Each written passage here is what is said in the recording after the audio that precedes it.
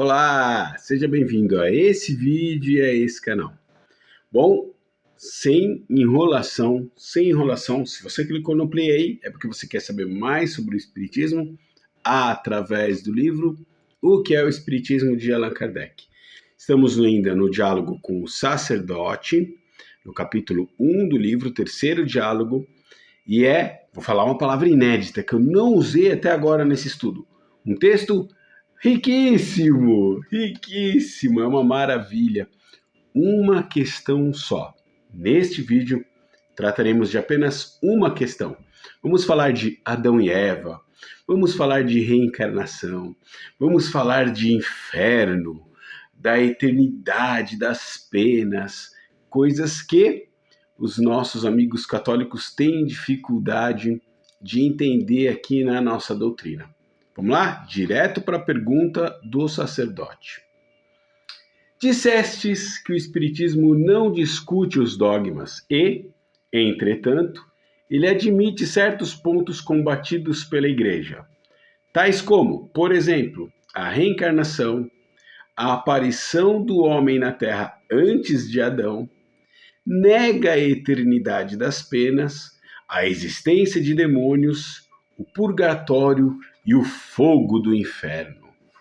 Essa é a pergunta do padre, admitindo similaridades, admitindo diferenças, mas falando de pontos que para a igreja é fundamental e que o Espiritismo combate, segundo ele, né? Não é bem combater, mas vamos lá, a explicação de Kardec.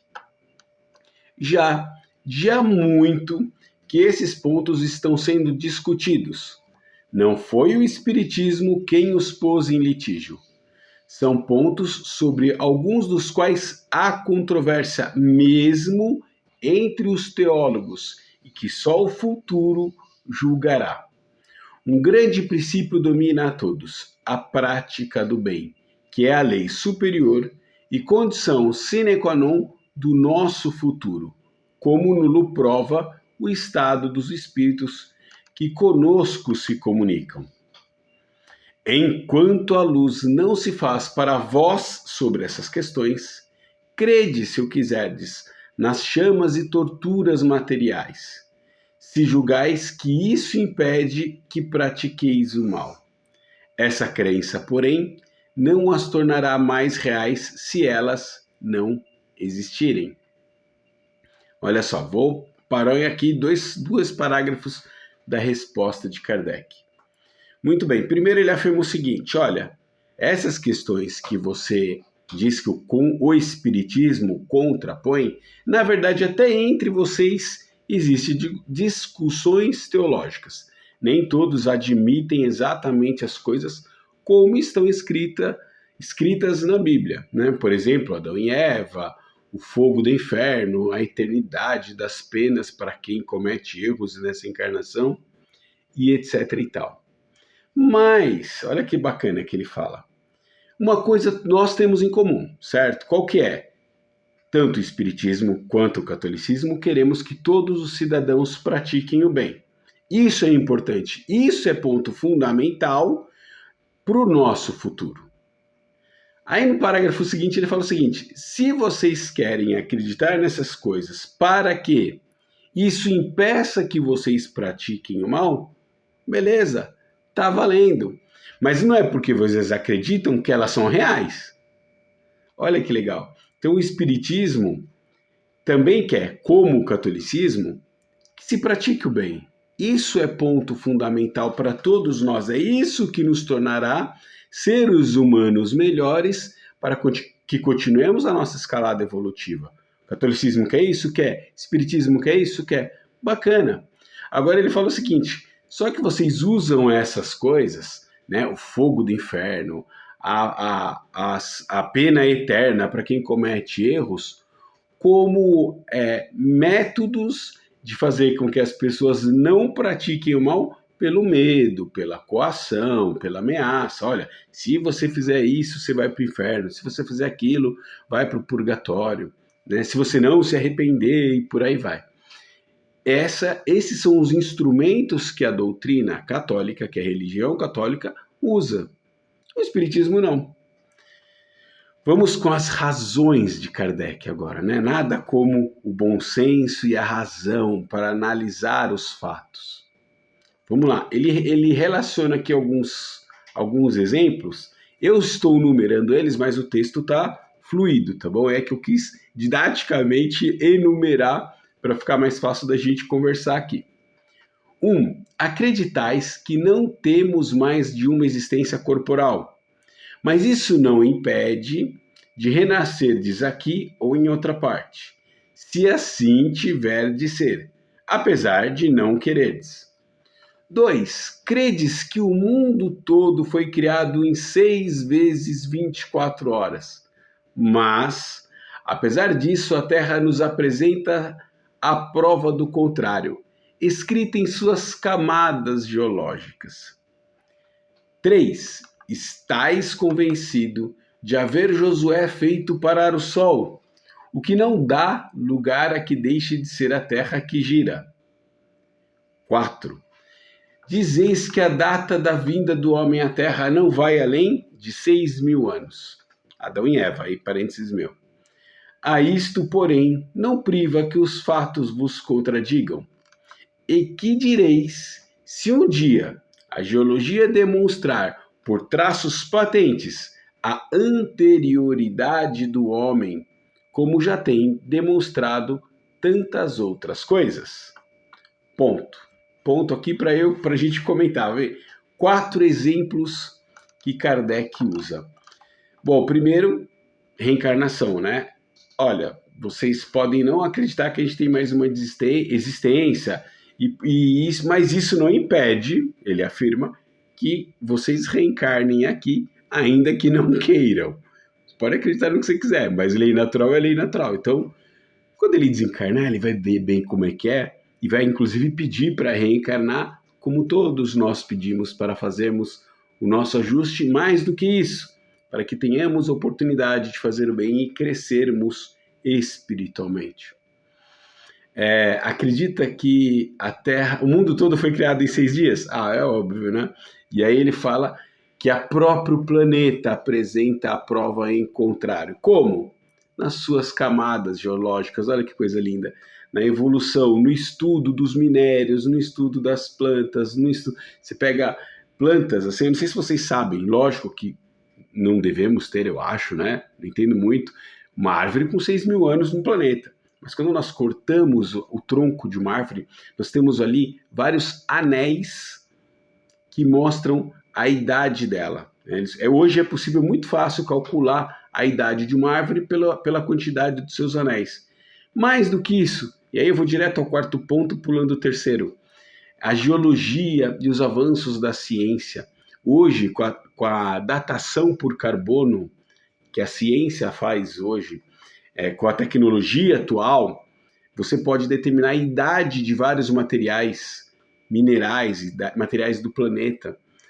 E isso vai muito além dos 6.000 anos, que é mais ou menos a idade da Terra, segundo a Bíblia, se considerarmos a formação do planeta em 6 dias e a história de Adão e Eva como sendo verídica. Aqui no Espiritismo, atendendo à ciência, naturalmente nós não acreditamos nessas coisas. O planeta tem mais de 4 bilhões de anos, o ser humano aqui no planeta tem muito mais de 6.000 anos, a própria ciência já apontou isso. Então essas coisas naturalmente desfazem esse tipo de argumento. E a história de Josué é curiosa, não sei se todos conhecem, mas Josué, esse episódio narrado aqui por Kardec, está lá naquele momento, antes do povo judeu entrar em Canaã, na terra prometida. Moisés já tinha desencarnado e não tinha chegado em Canaã, que ele tinha chegado, mas já tinha saído. E Josué precisa derrubar os muros de Jericó, precisa invadir Jericó, e tem toda uma simbologia muito bonita, muito legal. Se você conhecer um filme aí, assista, como eu já assisti, filmes do Antigo Testamento, eu adoro. E aí tem toda a história de como eles derrubam os muros de Jericó, primeiro com o som de cornetas, batidas de tambor, e por fim o dia que dura mais além do horário normal, o sol fica lá. A Bíblia fala que aquele foi o dia mais longo da história. Tudo isso por um milagre divino para que fosse alcançado o sucesso naquela missão de cair as muralhas de Jericó e eles conseguirem tomar a cidade. Tudo dentro da simbologia linda, bonita, necessária para se entender os escritos do Antigo Testamento. Sempre importante frisar isso. Eu adoro as histórias do Antigo Testamento, mas precisamos olhar ela além da literalidade do texto. Vamos seguir com Kardec? Crede, pois, em tudo que vos aprover, mesmo na existência do diabo, se tal crença vos puder tornar bom, humano e caridoso com os vossos semelhantes. O Espiritismo, como doutrina moral, só impõe uma coisa: a necessidade de fazer o bem e evitar o mal.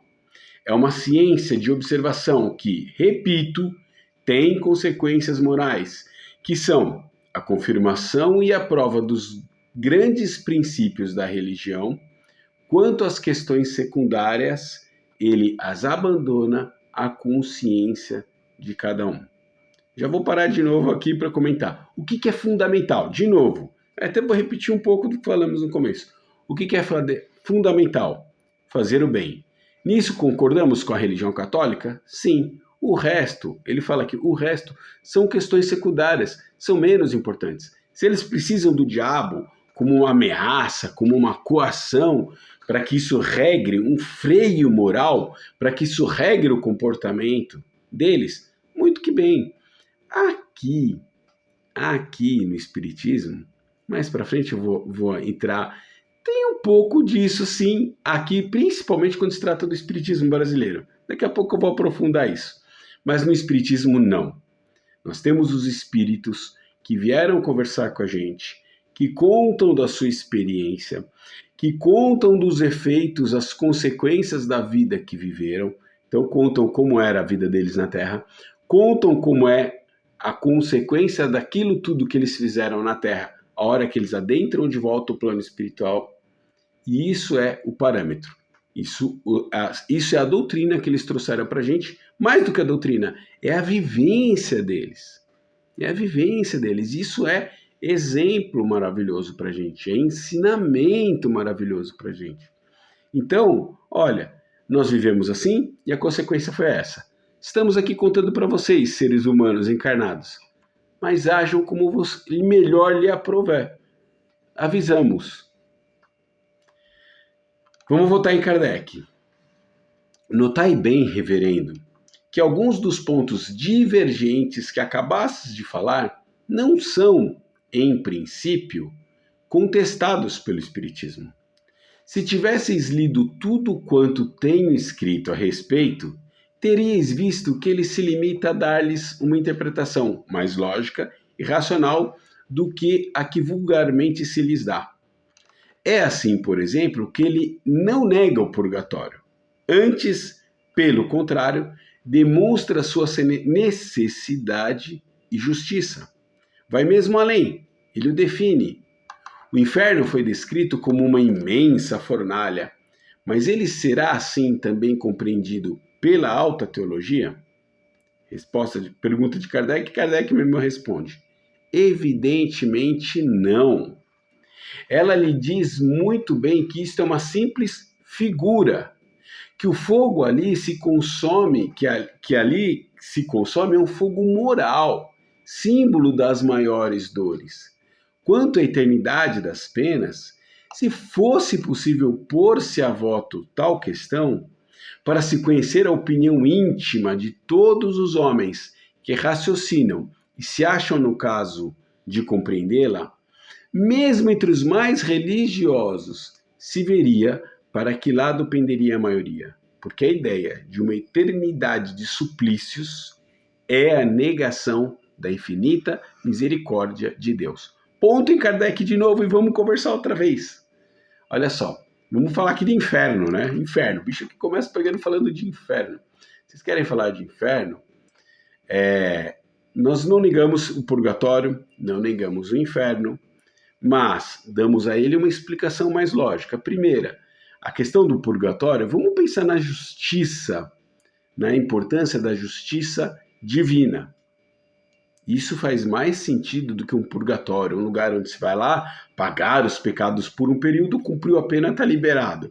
Gente, isso é raciocínio de encarnado. A nossa justiça é assim: olha, eu cometi o crime tal, eu serei recolhido para um lugar que me privará de liberdade e me trará dor e sofrimento por um período.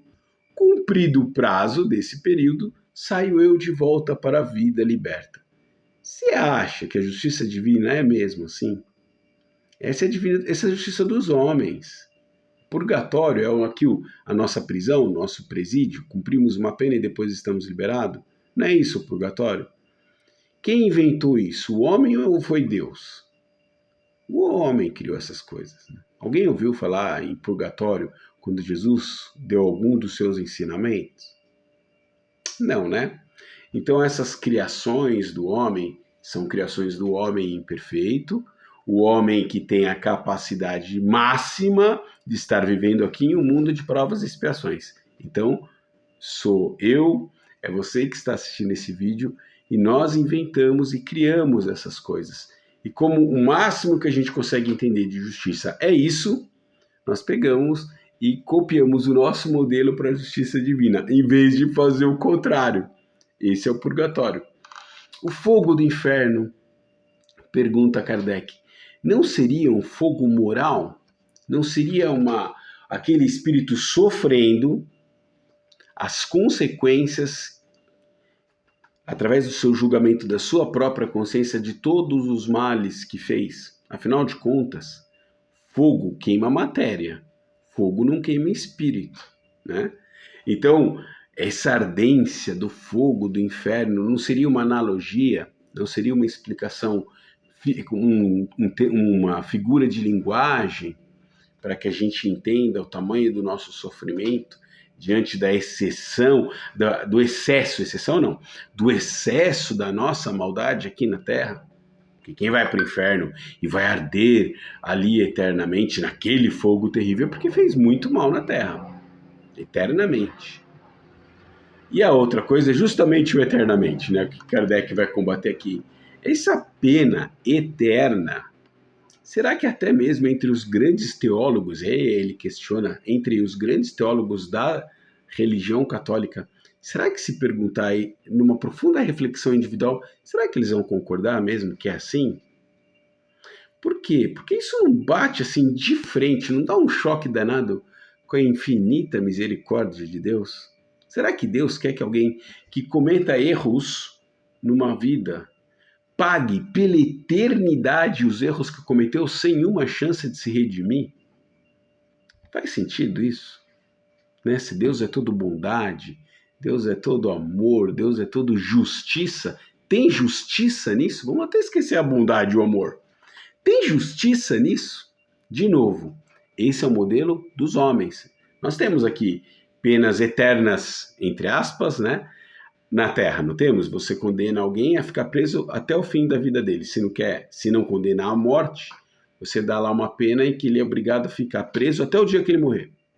Isso é um modelo humano, né? Você exclui aquele ser tão horrível da sociedade para o resto da vida dele, para que a sociedade fique livre das maldades dele e que ele não cometa mais maldade contra ninguém e pague aquilo eternamente enquanto durar essa vida.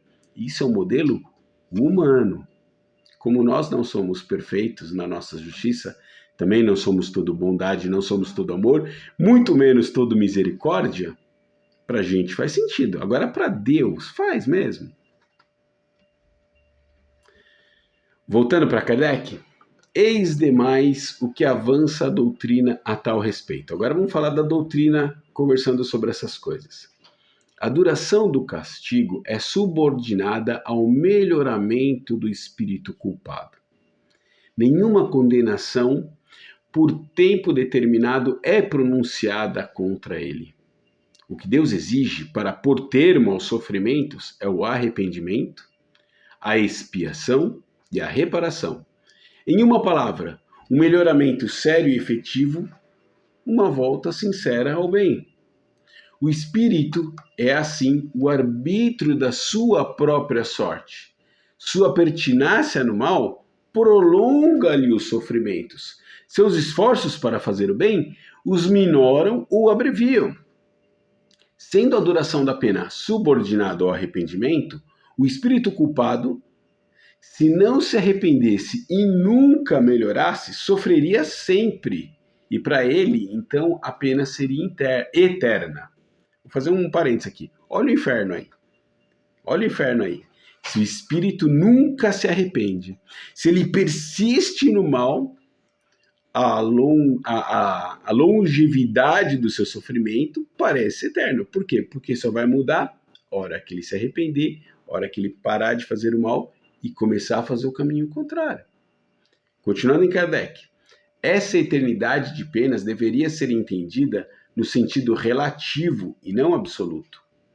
Uma condição inerente à inferioridade do espírito é não ver o termo da sua situação e crer que há de sofrer sempre, o que é para ele um castigo. Desde que, porém, sua alma se abra ao arrependimento, Deus lhe faz entrever um raio de esperança. Ponto em Kardec, vamos comentar de novo. Olha só, enquanto o espírito persiste no mal, é natural que ele arque com as consequências daquilo que ele faz. Então ele continua sofrendo, ele continua em dor, ele continua arcando com as consequências do que ele faz. Então parece que a pena não acaba nunca. Isso é relativo. Por quê? Porque a hora que ele quebra isso, a hora que ele volta para o caminho, isso é minorado. E olha que bonito o termo que ele usa. Quando ele se arrepende, quando ele para, Deus põe fim a situação. Por termo aqui é encerrar a situação. No seguinte sentido, Deus vai abrir para ele, se abre para ele um raio de esperança. Agora eu vou comentar uma coisa que eu fiz relação lá no começo do porquê que aqui no Espiritismo a gente dá umas escorregadas nisso. Vamos pegar esse exemplo aqui que ele acabou de falar e vamos falar do umbral, tal qual nós interpretamos lá em Nosso Lar com André Luiz. E eu gostaria que quem assistiu o filme vai entender com mais facilidade aquilo que eu estou tentando explicar. Primeiro, no filme, quando o espírito de André desencarna, mostra claramente ele caindo, o espírito caindo, até que ele cai naquele lugar horroroso, escuro, com gritaria, com dor e sofrimento, com ranger de dentes, com fogo aparecendo aqui, uma fogueira aparecendo ali, um ambiente inóspito, horrível, amedrontador. E nós aqui no Espiritismo, meio que adotamos aquilo. Gente, aquele umbral desenhado no filme não é crítica nossa. O diretor do filme, ele interpretou como muitos de nós aqui na doutrina interpretam. Muitos de nós. Aquilo ali parece um infernão, não parece? A gente desenhou igualzinho, tá lá o inferno de Dante. Igualzinho. Com fogo, com ranger de dentes, blá, blá, blá, e aí achamos, é inferno, purgatório. Por quê? Porque ele fica lá, sofrendo, agonizando. Eu tenho um irmão que assistiu esse filme na mesma época que eu no cinema, e ele falava assim, eu quero melhorar minha vida, que eu não quero ficar lá comendo lama que nem o André Luiz, não. Tinha a cena dele, né, tentando beber água, e vinha aquele barro, toda aquela terra toda. E aí, gente, nós estamos usando esse umbral parecido com o inferno como ameaça aqui no Espiritismo. Eu estou cansado de ver pessoas... Eu também já vivi muito dessa interpretação no passado. Eu também acreditava que mais ou menos era parecido com aquilo. Nós vamos sair... Primeiro, todo mundo que desencarna passará pelo umbral. Ponto final. Eu já ouvi muito disso. É quase que um rito obrigatório. Tem que passar para lá para purgar os erros que nós cometemos na Terra, até que nós mereçamos ir por uma colônia linda, bonitinha, cheio de irmãozinho que trata a gente bem, etc. e tal. A gente não faz isso. Né? Nós não pegamos aquele umbral do nosso lar e interpretamos ele daquele jeito. E por que eu falo da interpretação? A realidade que o André Luiz viveu é a realidade do André Luiz. Quer dizer que aquilo é igual para todo mundo? Claro que não. Claro que não, cada ser é individual, cada ser tem o controle mental daquilo, né? Da onde a gente está, de onde está o nosso espírito, de onde está o nosso coração. E é isso que nós vivemos após a morte. O André viveu aquilo que lhe cabia, a interpretação que ele dava para aquilo. Também no filme, num determinado momento, quando ele já está muito melhor, quando ele já está lá em nosso lar, está trabalhando bonitinho, ele consegue o mérito de visitar a família dele, não tem lá um instante que ele fica raivoso, porque ele vê a esposa com o marido e naturalmente já se vê no umbral de novo? O que é aquilo? É o estado mental do André Luiz. Ele se coloca naquele local pela vibração dele. Quer dizer que aquilo é igual para todo mundo? Vou repetir, não é. Mas aqui nós passamos a dar essa interpretação.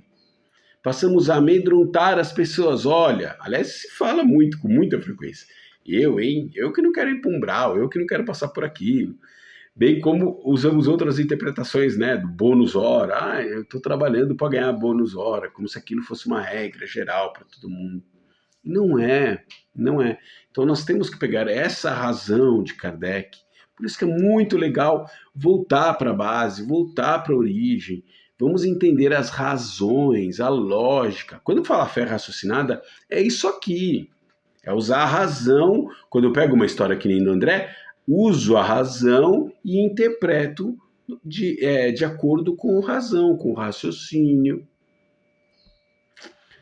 Certo? Vamos continuar? Está acabando. Estamos caminhando para o final? Estamos caminhando para o final. Esta doutrina é, por certo, mais conforme a justiça de Deus, que pune, enquanto o culpado persiste no mal, e concede-lhe a graça desde que ele volte ao bom caminho. Quem imaginou essa teoria? Ele pergunta, seríamos nós? Não. Ele pergunta e mesmo responde, não. São os espíritos que a ensinam e provam, pelos exemplos que diariamente fornecem. Os espíritos não negam, pois, as penas futuras, pois que são eles mesmos que vêm nos descrever seus próprios sofrimentos. E este quadro nos toca mais que os das chamas perpétuas, porque tudo nele é perfeitamente lógico. Compreende-se que isto é possível, que assim deve ser, que essa situação é uma consequência natural das coisas. O pensador filósofo pode aceitá-lo porque nele nada repugna à razão. Eis porque as crenças espíritas têm conduzido ao bem muita gente, mesmo entre os materialistas, aos quais não fazia moça o medo do inferno, como lhes era pintado. Ponto final no texto de Kardec. Por que Kardec fala dos materialistas? Vamos repetir aqui. Kardec disse, e a gente tem isso textos atrás, que essa doutrina não era para quem já acreditava em alguma coisa e estava feliz lá. O Espiritismo não quer converter nenhum católico, nenhum protestante, nem nada disso. A doutrina está aí, quem quiser conhecer, conheça, e fique à vontade para acreditar nela ou não. Mas para os materialistas que não acreditavam em nada, então quem não acredita em nada, também, se você não tem nenhuma noção, você também deixava de ter o freio moral, vamos dizer assim. Você não tinha o medo que a religião lhe impunha. É o que ele fala aqui no final. O materialista não tinha medo de inferno, afinal ele nem acreditava em religião. Então por que o materialista vai fazer o bem se tanto faz? Quando morrer, morreu, acabou o corpo, acabou o espírito, acabou a vida, acabou tudo. Ele não tem nenhum sentido para querer fazer o bem, a não ser que já se sinta naturalmente bem em fazer o bem. Isso, essa doutrina lógica, com os espíritos que vêm contar as suas histórias, que mostram aquilo que viveram, as consequências dos seus atos, isso sim faz sentido, tem lógica. Como ele diz aqui, os filósofos podem trazer para si essa filosofia, por quê? Porque faz sentido, não foge à luz da razão, não é um dogma imposto, que não precisa fazer sentido nenhum, acredita porque tem que acreditar. Não, isso aqui faz sentido, aqui a conta fecha. Então, aí sim, você faz as pessoas mudarem o seu comportamento, passarem a querer ser um pouco melhores, a fazer mais o bem, porque você sabe quais são as consequências dos seus atos. Simples assim. À luz da razão. Aqui faz sentido, aqui tem lógica, porque os próprios espíritos vêm nos contar aquilo que passaram depois das experiências vividas. Que legal, né? Olha só, uma pergunta, uma resposta, 30 minutos de bate-papo. Olha que incrível, né? Kardec, estudar a doutrina dá essa alegria, dá esse prazer, dá essa satisfação. E é muito legal, né? Beijo, fiquem com Deus, até o próximo vídeo.